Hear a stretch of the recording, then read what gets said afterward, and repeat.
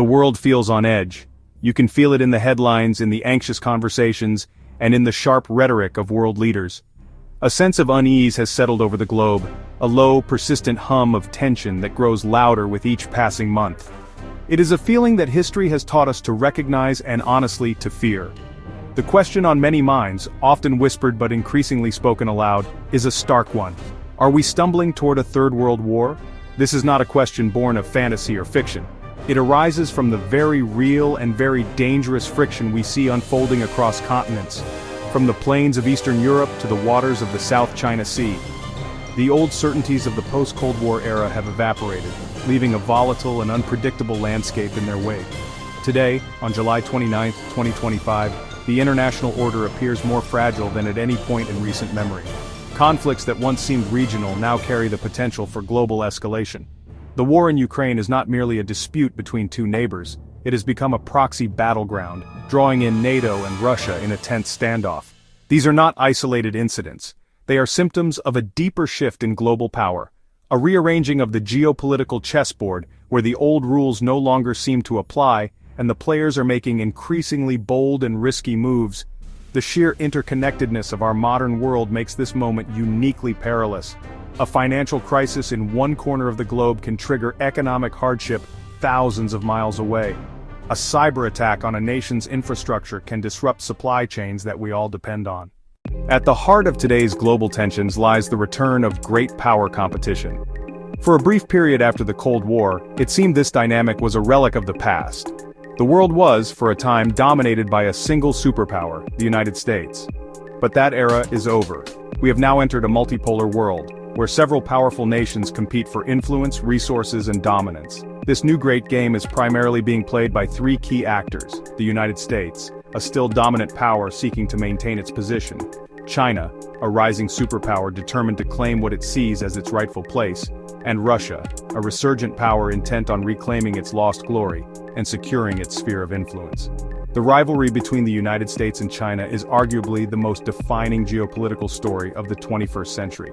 It is a competition that spans every domain: economic, technological, military, and ideological. Washington sees Beijing as a strategic competitor that seeks to undermine the international order and displace American leadership. From the American perspective, China's trade practices are unfair, its technological ambitions are a threat to national security, and its military expansion in the South China Sea is a direct challenge to freedom of navigation. From Beijing's perspective, the narrative is entirely different. Chinese leaders see the United States as a declining hegemon, desperately trying to cling to power and thwart China's peaceful development. They view American actions, such as tariffs, technology restrictions, and naval patrols near their coast, as provocations designed to encircle and suppress them. Meanwhile, Russia under Vladimir Putin has positioned itself as a spoiler to the US-led order. Feeling encircled by NATO's eastward expansion and resentful of its diminished status after the Soviet Union's collapse, Moscow has adopted an aggressive and confrontational foreign policy. The war in Ukraine serves as the most immediate and visceral example of how regional conflicts can spiral into a global confrontation. What began on February 24, 2022, was not simply a border dispute.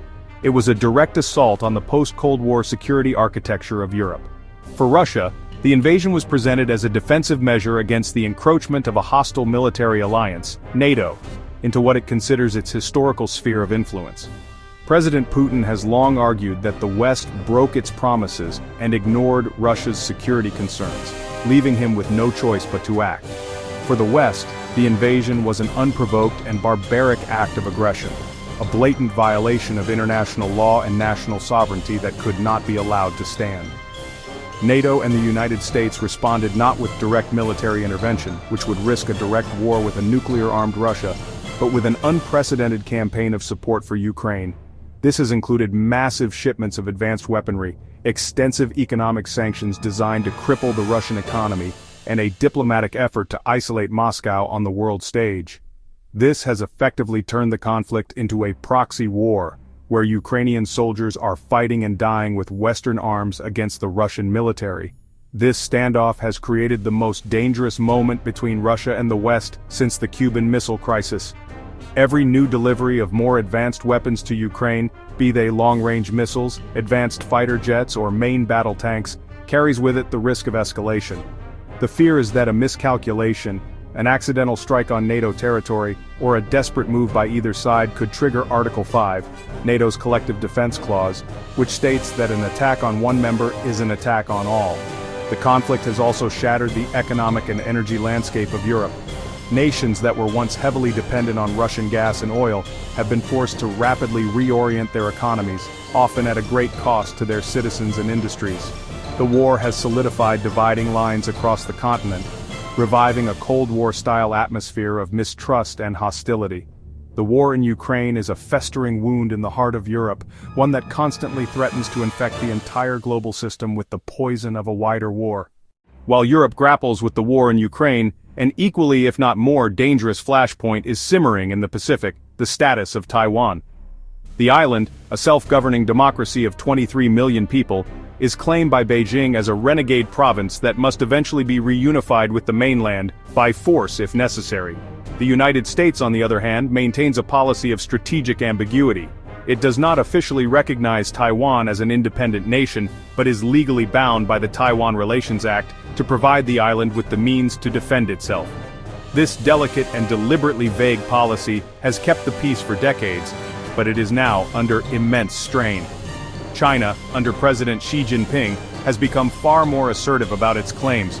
Beijing has dramatically increased its military pressure on Taiwan, sending fighter jets and warships near the island on an almost daily basis.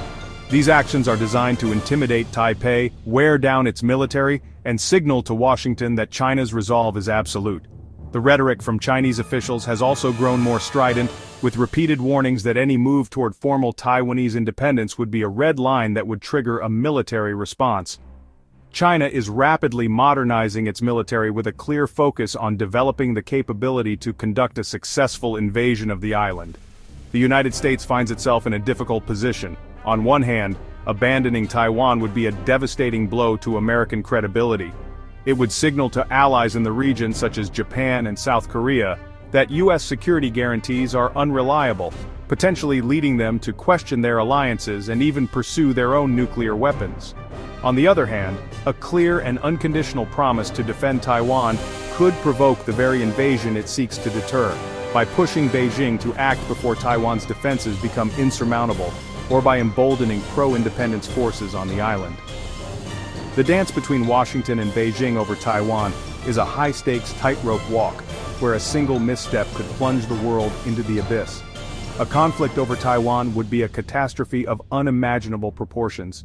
It would almost certainly involve a direct military clash between the United States and China, the world's two largest economies and nuclear powers. The economic consequences would be devastating, as global supply chains, particularly for essential semiconductors produced in Taiwan, would be instantly severed, plunging the world into a deep depression. The human cost would be immense, and the risk of the conflict escalating to the nuclear level would be terrifyingly real. The risk of a global conflict today is magnified by a new technological revolution that is transforming the very nature of warfare. The battlefields of the future will not be fought solely with tanks, ships, and planes. Instead, they'll be dominated by artificial intelligence, autonomous weapons, cyber warfare, and hypersonic missiles.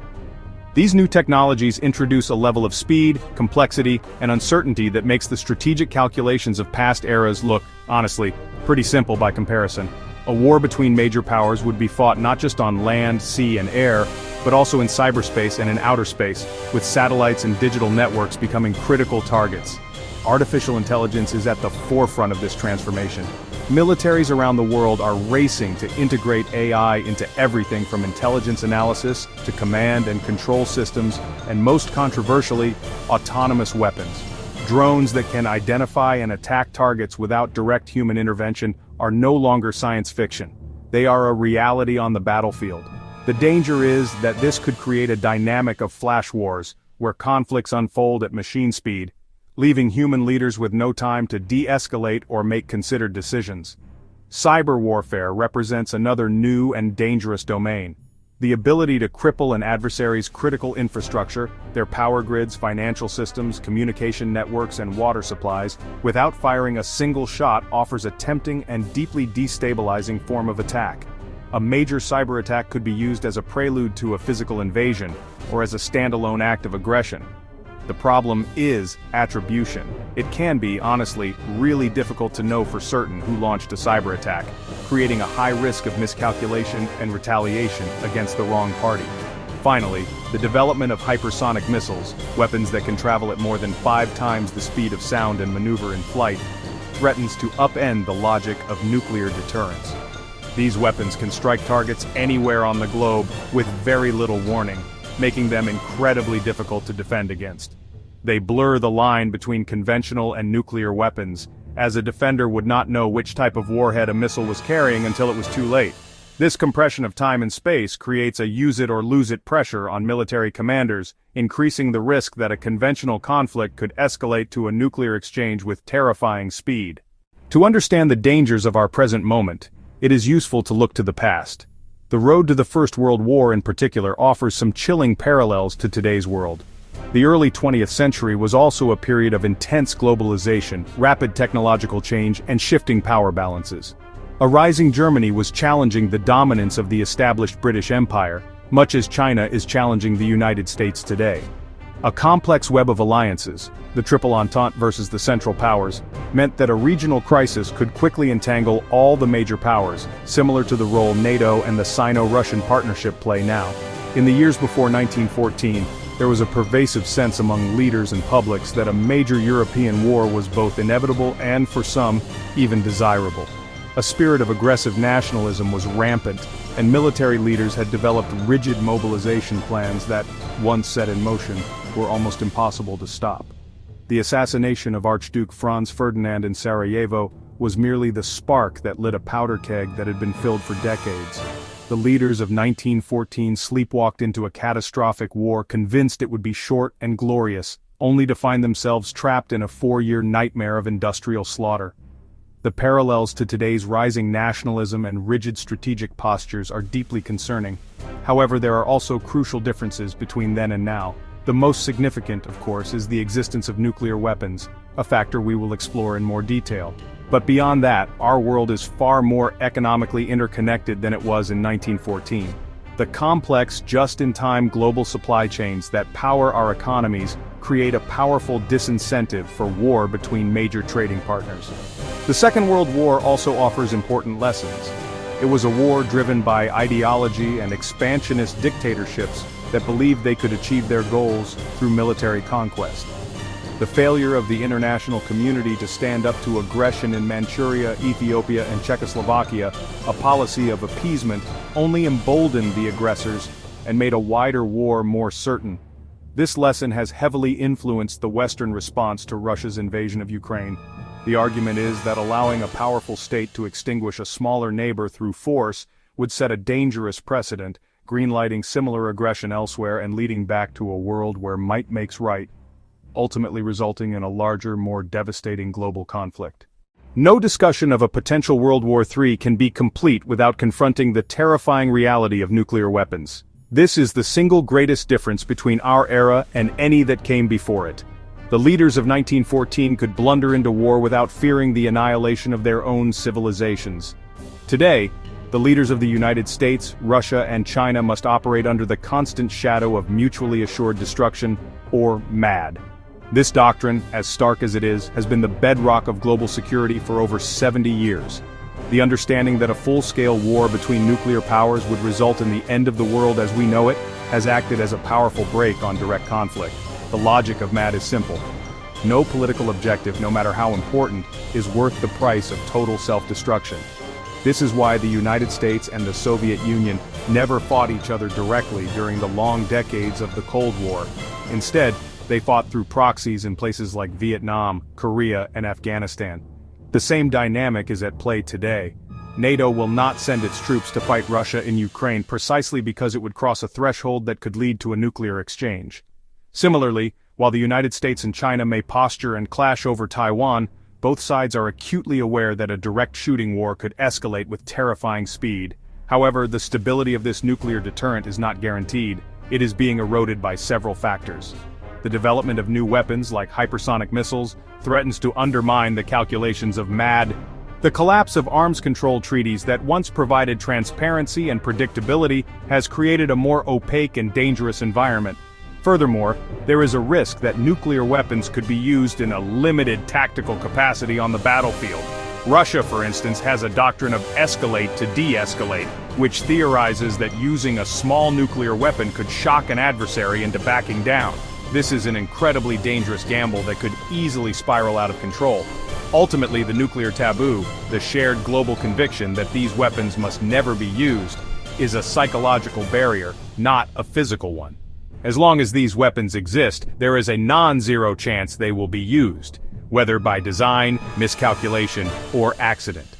The nuclear shadow, while a powerful deterrent, is also a permanent source of existential dread. So where does this leave us?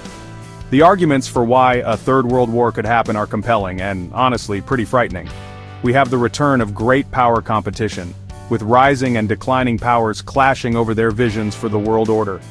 We have active flashpoints in Europe and Asia, each with the potential to draw in multiple major powers.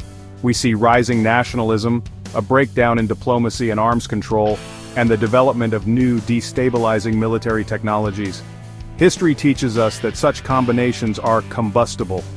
The world feels like a dry forest, filled with kindling, waiting for a single spark.